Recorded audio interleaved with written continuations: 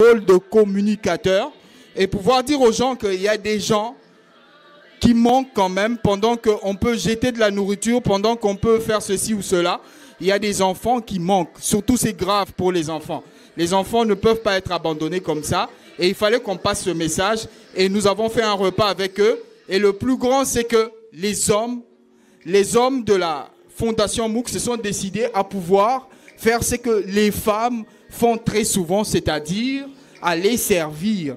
Alors, ils ont pour l'occasion mis des tabliers, ce qu'ils n'ont jamais fait de leur vie. Peut-être qu'ils ne le referont plus, on ne sait pas, on ne sait jamais. Mais ils ont mis des tabliers pour servir les enfants parce qu'on s'est dit non, c'est toujours les femmes qui le font. Maintenant, cette fois-ci, pour attirer l'attention, il faudra amener les hommes et tout. Et ça a fait plaisir aux mamans de Limay qui étaient super contentes pour cette initiative. Se sont dit, voilà, au moins on a des hommes qui pensent aux enfants et c'est extraordinaire. Alors vous voyez, ça, on est en train de servir les enfants. On leur a préparé des choses qui n'ont pas pour habitude de pouvoir manger, c'est-à-dire les choses que nous on peut aimer et que dont eux aussi doivent jouir comme nous. Et voilà, on a partagé avec un repas. Et là, c'est Jeff Kissala et les autres. Ils sont en train de servir. Je vous laisse seulement admirer.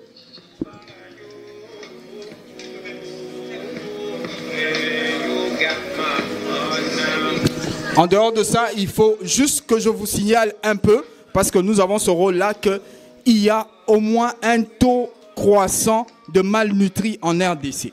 Ils sont de plus en plus nombreux depuis un moment. Ils ne mangent pas bien. C'est-à-dire que ces enfants-là ont besoin énormément d'aide et parfois ils ont besoin juste d'un petit rien qu'on n'arrive pas à leur donner. Et il y a des structures comme ça qui n'arrivent pas à être aidées.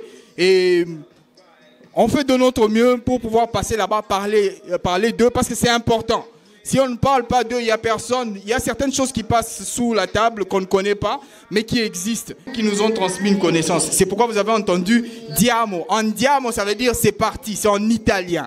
Alors cet orphelinat a été créé par une sœur italienne qui avait 4 enfants et elle a perdu les 3 enfants subitement. Il en est resté un. Et c'est le nom de l'enfant qu'elle a donné à cet orphelinat qu'on appelle Carlino. Je vous assure qu'il peut avoir 1000 orphelinats à Kinshasa. Mais si vous partez dans cet orphelinat ici, c'est-à-dire que les enfants vivent mieux que chez nous à la maison. C'est-à-dire qu'ils ont toutes les conditions nécessaires. J'ai jamais vu, on a parcouru combien d'orphelinats? Peut-être une trentaine, une quarantaine. Mais on n'a jamais vu d'orphelinat comme ça. C'est super. Qui sont ces jeunes-là? Et là, c'est notre retour, donc on devrait se séparer. D'autres devraient faire la route pour Matadi et d'autres allaient regagner Kinshasa. Donc c'était un peu compliqué, mais on a pu tenir. Voilà. Je vous remercie. Voilà, là, au départ, on était tout un groupe de 14. Voilà. Et là, on s'est séparés parce qu'il fallait continuer sur Matadi. Merci beaucoup, très cher président. Alors, mesdames et messieurs, moi aussi j'étais là. Alors, bienvenue à l'école belge de Matadi.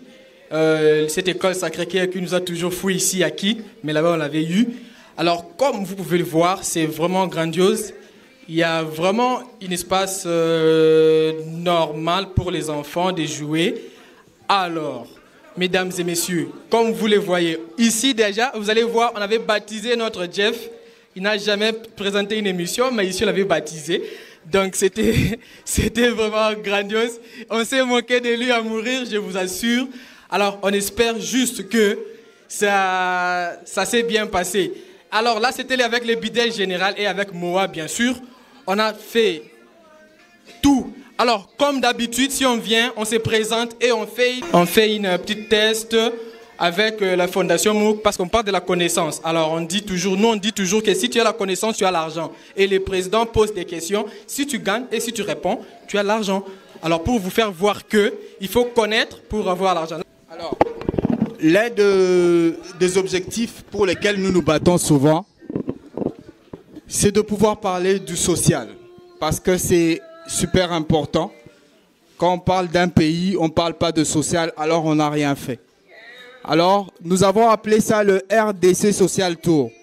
Partout où nous sommes passés dans les 3 villes, nous avons fait de notre mieux pour trouver au moins un cadre social là où on pouvait passer et communiquer le message. Parce que quand on parle de connaissance, c'est faire connaître aussi aux gens qu'il y a certaines personnes qui souffrent. Et parmi ces endroits-là, il y a ces foyers qu'on appelle le foyer de Limé. C'est l'ensemble des mamans qui se sont réunies pour réunir un ensemble d'enfants, de petits-enfants, qui sont malnutris, qui ne mangent pas à leur faim. Alors, ces mamans-là leur offraient des repas dans la semaine 3 fois.